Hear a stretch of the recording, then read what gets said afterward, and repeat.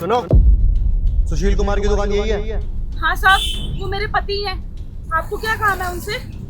एक काम कर, अपने पति को बुला के ला जहाँ भी है वो। समझ में आई तुझे? एसडीएम ऑफिसर आई है, उससे मिलने जा। एसडीएम अफसर? हाँ, मैं ही हूँ यहाँ की SDM officer miss Sania Singh. अपने पति को बुलाओ, बात करनी हो सर्जेंट। मैडम, लेकिन हमारे पति तो यहाँ है ही नहीं। वो तो बाजार गए हुए सामान लाने के लिए और उन्हें आने में वक्त लग जाएगा। आप बताइए ना, क्या बात है? क्या कोई गलती हुई है क्या हमारे पति से? अरे हमने तुझसे बोला ना, हमें तेरे पति से बात करनी है, तुझसे नहीं। तो अपने पति को बुला। मैडम, आप हमारी रेडी तो हटाने नहीं आए। अरे आप बताइए ना, हमसे क्या गलती हुई है? तुझे बोल दिया ना, मैं तुझसे बात करने में इंटरेस्टेड नहीं हूँ। अगर तेरा पति यहाँ नहीं है और जैसी वो आए तो उसको बोल दियो कि उससे एसडीएम ऑफिसर को मिलना है, तो शाम को उनके ऑफिस में 7 बजे तक आ जाए। ठीक है मैडम, जैसे ही हमारे पति आते ना, हम शाम को आपके पास पहुँच जाएंगे। नहीं नहीं, तू नहीं, हमें सिर्फ तेरे पति से बात करनी है, तो उसे अकेले भेजियो। समझ आई? लेकिन मैडम, ऐसी क्या गलती हुई है? आप बताएंगी तभी तो पता चलेगा। अरे सारी बात तुझे ही बता दे क्या? तुझे समझ नहीं आ रहा मैडम ने क्या बोला तेरे को? ठीक शाम को 7 बजे अपने पति को ऑफिस भेज दियो मैडम के, और अगर नहीं भेजा ना तो तुम लोगों के लिए अच्छा नहीं होगा। मैडम आप चलिए आइए।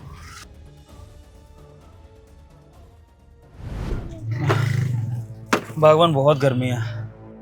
हे जी, आप आ गए। आपने कुछ गलत किया है क्या? क्या गलत किया मतलब? हे जी, एसडीएम अफसर आई थी। वो आपको बुलाकर गई हैं ऑफिस, वो भी शाम को 7 बजे। मुझे तो कुछ समझ में नहीं आ रहा। आपने कुछ गलत किया है क्या? पागल वागल हो क्या? मैं क्या गलत करूंगा?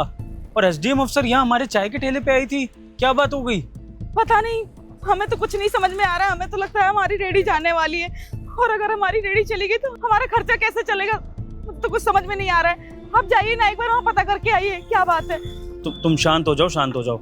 ऐसे कैसे रेडी हटा देंगे? एमसीडी को किराया भरते तो हैं। हाँ, अगर कोई और बात है तो मैं पता करके आता हूँ। क्या पता उन लोगों को ज़्यादा पैसे चाहिए हो। मैं पैसों का इंतजाम कर दूंगा, लेकिन रेडी नहीं हटने दूंगा। तुम एकदम शांति बनाए रखो, ठीक है? और कोई भी ग्राहक है संभाल लेना। और सुनो, अगर ज़्यादा सोच विचार करने लगो तो दुकान बढ़ा देना जल्दी, लेकिन परेशान होकर नुकसान मत करना दुकान का, ठीक है? मैं आता हूँ उनसे मिलके। हे भगवान, सब सही करना। जी मैडम जी, बुलाया था आपने? सुशील कुमार तुम ही हो?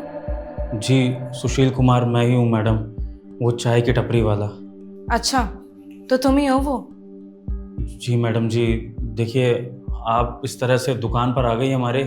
हमने कोई गलत काम नहीं करा है कभी भी, और अपनी दुकान के लिए एमसीडी को जो पैसा देना होता है हमने वो भी हमेशा दिया है।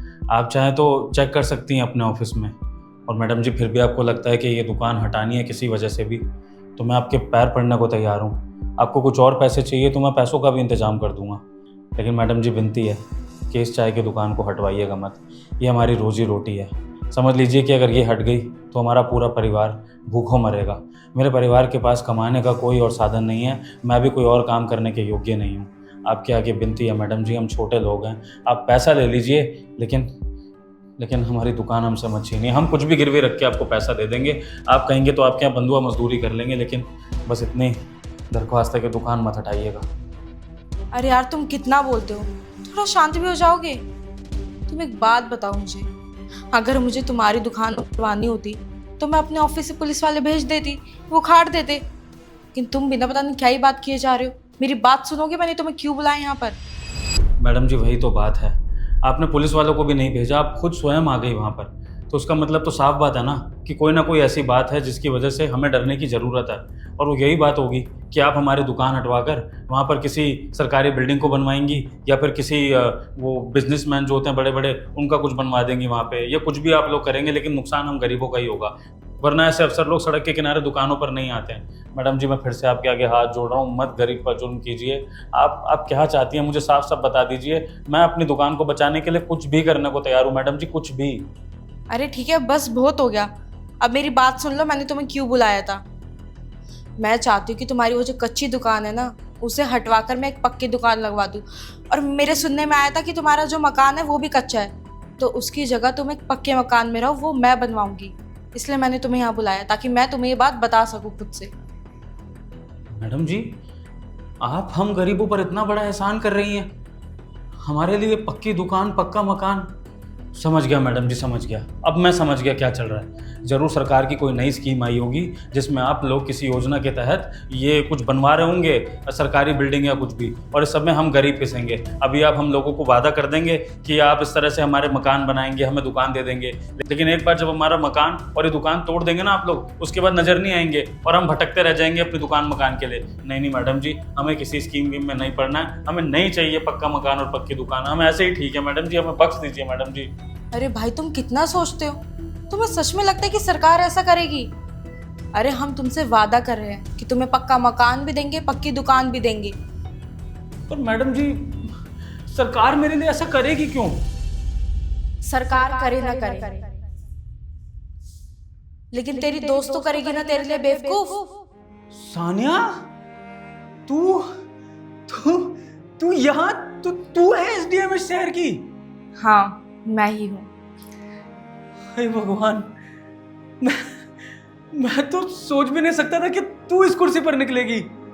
अरे तो तू आई थी उधर दुकान पे और तूने खामखा अपनी भाभी को डरा दिया।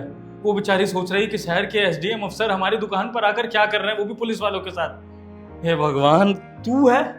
अरे तुझे तो हमें खुशखबरी देनी चाहिए थी, मिठाई खिलानी चाहिए थी कि तू एसडीएम अफसर बन गई है, और तू है कि अपने दोस्त को डरा रही है। क्या करा तूने ये? देख, हाँ मुझे पता है कि मैं एसडीएम ऑफिसर बन गई हूँ, लेकिन इसका मतलब ये नहीं कि मैं हमारी दोस्ती भूल गई हूँ। तुझे पता है ना, हम बचपन से कितने अच्छे दोस्त थे। मैंने तुझे ढूंढने की भी बहुत कोशिश की, लेकिन तू मुझे कहीं पर भी नहीं मिला। फिर मेरे एक पुलिस वाले ने मुझे तेरा घर का पता दिया और तेरी दुकान का भी। पहले मैं तेरे घर पर गई, लेकिन वहाँ पर ताला लगा हुआ था, तो मुझे लगा कि तू दुकान पर आया होगा, इसलिए मैं दुकान पर आ गई, और वहाँ पर भी तू मुझे नहीं मिला। तभी मैंने सोचा कि तेरे को ना एक छोटा सा सरप्राइज दे दूं, ताकि भाभी भी थोड़ा शौक हो जाए, और जब तुझे पता लगे कि मैं एसडीएम बन चुकी हूँ तो तुझे भी थोड़ा झटका तो लगना चाहिए। अरे झटका क्या लगेगा, बहुत खुशी है कि मेरी बचपन की दोस्त इतनी आगे निकल गई कि इतने बड़े पद पर पहुंच गई। चलो अच्छा है, हम दोनों में से कोई तो आगे निकला। मेरी किस्मत में तो दुख दर्द झेलने लिखे थे। समय से पहले माँ बाप चले गए, फिर शादी भी हो गई, और फिर बीवी और बच्चों की जिम्मेदारी सर पे आ गई। गांव जा नहीं सकते, गांव में कुछ बचा नहीं है, तो शहर में अपनी चाय की टपरी चलाकर अपनी ज़िंदगी की गुजर बसर कर रहे हैं। लेकिन ऐसे में ये पता लगना कि अपनी बचपन की दोस्त इतनी आगे निकल गई है, दिल को ना थोड़ा सा सुकून पहुंचा। साने, बहुत अच्छा लग रहा है तुझे इस तरह से देखकर। भगवान करे तू ज़िंदगी में और आगे बढ़े, देश विदेश की यात्राएं करे और इस देश का नाम रोशन करे, जैसे तूने अभी अपने माँ बाप और अपने गली मोहल्ले का नाम रोशन करा है।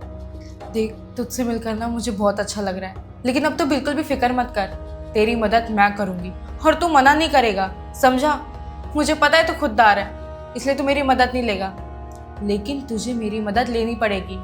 तेरी बहुत अच्छी दुकान बनवाऊंगी मैं चाय की, और घर भी। बस तो अब कोई और कच्ची दुकान या कच्चे मकान में नहीं रहेगा।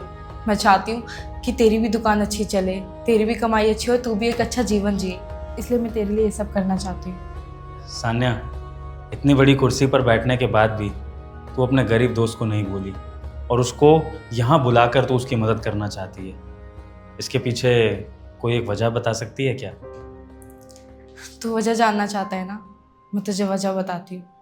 तू भूल गया हमारा वो बचपन का वादा जो हमने एक दूसरे से किया था, कि हम दोनों में से जो पहले तरक्की कर लेगा वो दूसरे की मदद करेगा। लेकिन किस्मत का खेल देखो, मैं किस्मत की वजह से आगे निकल गई, और जो मेरा दोस्त इतना होनहार, इतना इंटेलिजेंट, इतना समझदार था, वो किस्मत की वजह से वहीं पीछे रह गया। उसके हालातों ने उसे कभी आगे ही नहीं बढ़ने दिया। इसलिए मैंने तुझे ढूंढा, तेरा पता निकाला कि मुझे तुझसे मिलना है, तेरी मदद करनी है, ताकि तू भी तरक्की कर सके। बस इसलिए मैं तेरी मदद करना चाहती हूँ, तू मना मत करियो। अब तो मना कैसे ही कर पाऊंगा, बचपन के वादे को जो निभाना है। अगर तू अपने वादे को निभा रही है मेरी मदद करके, तो मुझे भी इस वादे को निभाना पड़ेगा तेरी मदद लेके। और मैं तो बस ये जानना चाह रहा था कि तुझे वो बचपन का वादा याद है कि नहीं, और अच्छा लगा जानकर। खैर, अब हम दोनों मिल तो लिए एक दूसरे से, लेकिन तेरा मेरे परिवार से मिलना भी बहुत ज़रूरी है, वरना तेरी भाभी डिप्रेशन में आ जाएगी। तो एक काम करियो, जैसे ही अपनी ड्यूटी वगैरह से फ्री हो जाए, फटाफट से घर आ जियो मेरे, और आराम से वहाँ पर बैठ के चाय वाय पियेंगे, तेरी भाभी से बात करियो, और फिर थोड़ी बचपन की यादें भी ताज़ा कर लेंगे। बिल्कुल, मैं ज़रूर आऊँगी। बस अभी मेरा काम ख़त्म हो जाएगा तो मैं तेरे घर आती हूँ। ठीक है सान्या, बस एक बात कहना चाहूँगा, भगवान तेरे जैसी दोस्त ना हर दोस्त को दे, हमेशा खुश रहे और जीवन में तरक्की कर। ये एक दोस्त की दुआ है तेरे लिए। मैं अच्छी हूँ क्योंकि तू मेरा दोस्त है। दोस्तों, दोस्ती बहुत इंपॉर्टेंट चीज़ होती है और यही हमने इस वीडियो में दिखाया है कि कैसे दो दोस्त जो बचपन में बिछड़ गए थे वो बड़े होकर मिलते हैं, फिर भी एक दूसरे को नहीं बोलते। आप अपने दोस्तों से कितना प्यार करते हैं कमेंट सेक्शन में ज़रूर बताइएगा और वीडियो कैसी लगी ये भी बताइएगा। Thank you.